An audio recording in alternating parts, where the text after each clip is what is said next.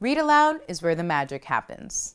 It's usually the final academic activity of the tutoring hour. And really, this is where things come together. Read Aloud builds many important foundational skills and introduces students to new vocabulary.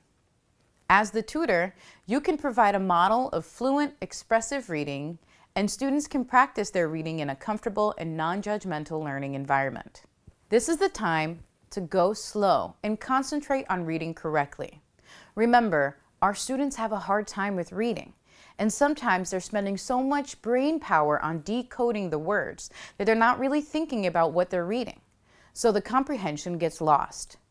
Ask them lots of questions, make sure you're reviewing with them what the vocabulary words actually mean, and then have them retell you the story. Balancing these aspects of reading is an important challenge. All of the books at New Haven Reads have been leveled with a colorful sticker on the spine of the book. How do you know which book's appropriate for your student to read? We've created a colorful chart that's available at all the sites. Based on your student's workbook, this chart will provide you and your student with a specific color to look for within our library. This leveling system helps to effectively challenge your student, but not to the point of frustration. For general tips and tricks, don't be afraid to ask your students to slow down, especially if they're moving too fast and making mistakes in the process. Ask them their opinions and ask comprehension questions as we mentioned. Keep them engaged with the work so they can better enjoy the process of reading. Ask them about the characters and which one they connect with. Have them do funny voices. Ask them about a prediction that they have for the future of the book. You want to really make this engaging for them, even if it's in subtle ways. As always, this is a zone for active participation and encouragement. Another aspect of this time can sometimes be exchanging reading duties. You can take turns. I read a page, you read a page.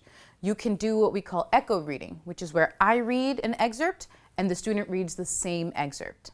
And then there's modeling, which is maybe your student's having a bad day and you want to read for them. They can just listen actively. Make sure you still ask them questions about comprehension if you model. It's really important to balance all of these aspects as you do the read aloud portion with your student. Let's say your student would like to pick another book. Perhaps they're not enjoying the one they chose, or maybe it's too difficult. Sometimes reading to a child's also an option. We suggest, however, that if you're reading to the student, choose a book that's one level above their level. This will allow them to interact with unfamiliar vocabulary in a low-pressure environment and continue to absorb language. Don't be afraid to read a book with your student more than once. This will help them develop their fluency as well as improve their comprehension. Read Alouds at New Haven Reads should be described with 3 adjectives: interactive, enriching, and most importantly, fun.